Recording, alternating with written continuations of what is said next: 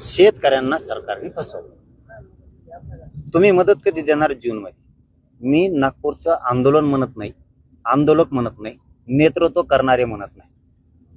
मी म्हणतोय शेतकऱ्यांना पुन्हा एकदा डाव फडणवीस साहेबांनी साधला, पद्धतशीर फसवलं.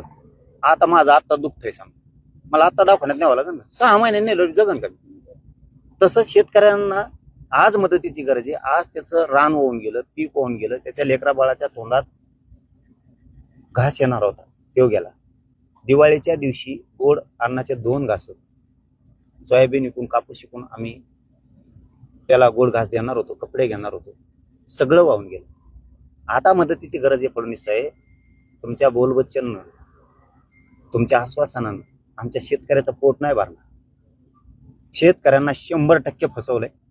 आता कर्जमुक्तीची गरज आहे, आता नुकसान भरपाईची गरज आहे अर्जंट.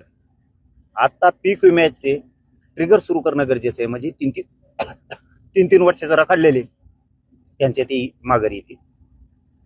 तुम्ही ते सगळं सोडून दिलं.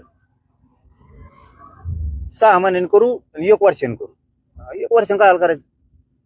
आणि त्या कारणात काय राहण्याचं काय खरं आहे? मी तर म्हणतो ती समिती ना ती पहिले रद्द करा. समित्या माहित का कोणी नाही बघितल्या.